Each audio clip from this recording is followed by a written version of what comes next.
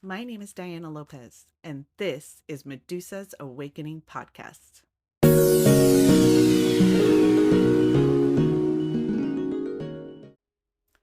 Okay, so let me start by giving the trigger warning and advice of please be mindful when you listen to these episodes.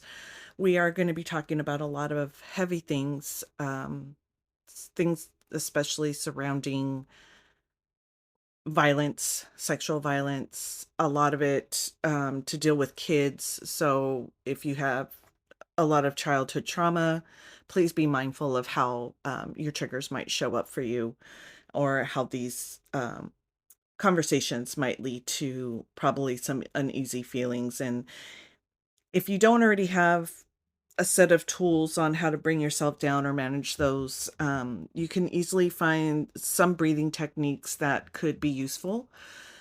And some of these episodes that I will be touching on will be have to do with that. So I would check back in, but again, always be mindful of how the conversations might lead you to react. So, with that said, I will have trigger warnings probably on a lot of these episodes, but it's not to rehash and make people feel shitty.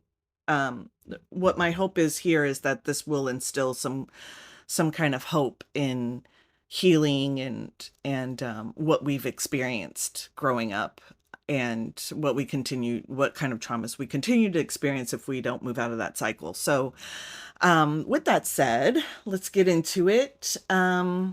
First of all, hello to everybody who's joined.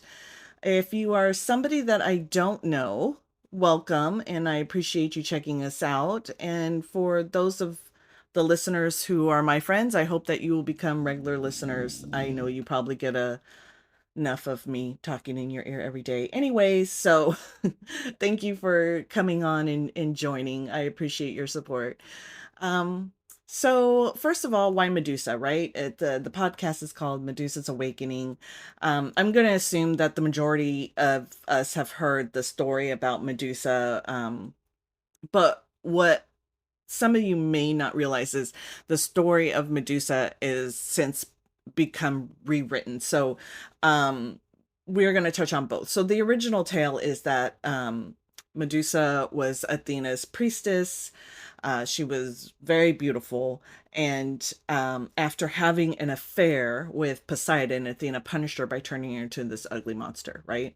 So now what has come to light is that she was not necessarily a willing participant in this quote unquote affair. Um, Poseidon raped her. Athena grew jealous, and like so many women in this world, was told it was her fault and she should be the one punished for allowing it to happen. So the modern interpretation of Medusa is symbolic to women who have been raped and were victim blamed. She is also a symbol of feminine rage and regaining one's power. She is also seen as a modern day evil eye, warding off evil with that dark feminine energy of hers. So basically, she's a total badass for those of you who are wondering. Um, now, a little about me. I've been working in the legal field for about 30 years, and in doing this work, I was able to do a variety of pro bono cases. And for those that don't know, pro bono cases is basically what law firms contribute as far as free legal hours. And some of these ones that I took on, you know, really held a near dear place to my heart, but the ones that really set my soul on fire was helping victims and survivors of human trafficking. So I started volunteering with a women's shelter in San Francisco, and then ultimately working as an advocate for victims and survivors of domestic violence and human trafficking. And in doing this work is what kind of led me to create my own nonprofit called the Medusa Project here in California. Um, and I'll touch more about what the Medusa Project is intending to bring into this world here.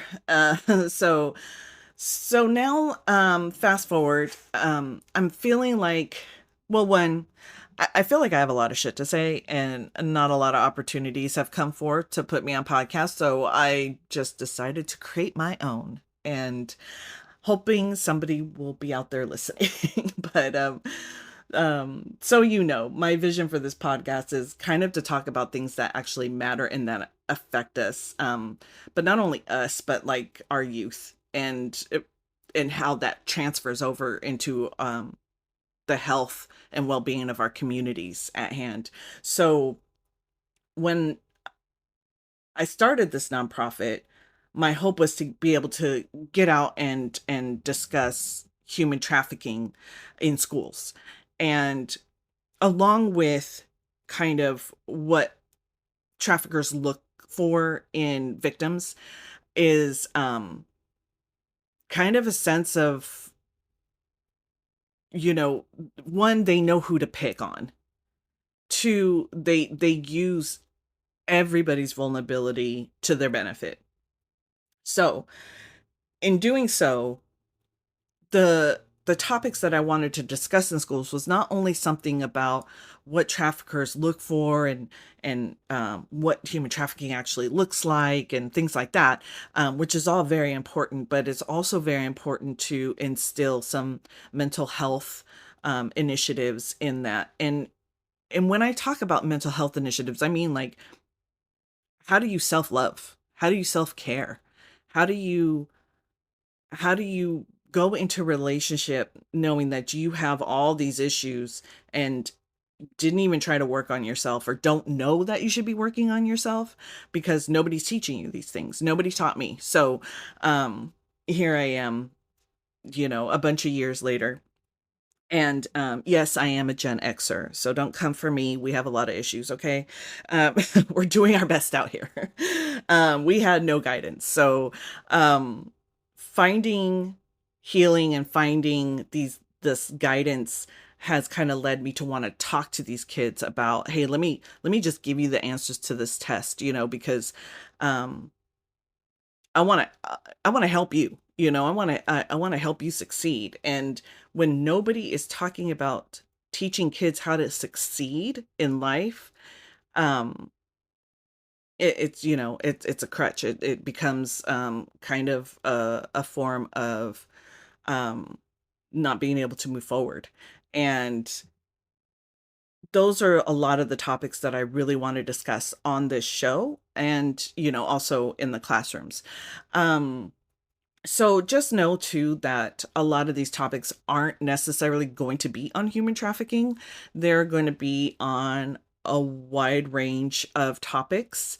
Um, Not political conversations. We are in a election year, and the media is so wrapped up and everybody's engulfed in this election. Who's calling who a what, like what disparity remarks can I call this, the other political side, has seemed to be way more important than talking about the fact that last year, in summer of last year, 1,500 girls were reported, girls and women were reported missing in Oakland, California alone. So let's talk about the things that matter in our communities. Let's discuss what our day-to-day lives actually mean to us and how we strive to become better. And we want to strive to heal not only ourselves, but we want to strive to also heal our community. Because once we start self-loving and self caring and healing, we bring that out into the community. And even when people are not necessarily ready, you can bring that availability to them. You can show them what that looks like. So I hope that these episodes will resonate.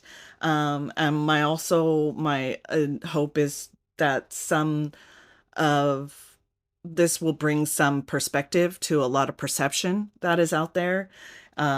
The ins and outs of trauma that occur. The bottom line is we really cannot wait any longer and ignore the fact that these are the topics that need to be discussed. News that affects us is things that happen in our day-to-day lives, things are actually that are going on in our communities, and the media just doesn't want to talk about it. So, again, this is Medusa's Awakening podcast, and I hope to bring those things to light. Thank you for listening to Medusa's Awakening podcast. Stay up to date on new episodes by following, liking, and subscribing to our pages. We are on Instagram at Medusas_Awakening, on YouTube at Medusa's Awakening, and on TikTok at Awakening_Medusa_podcast.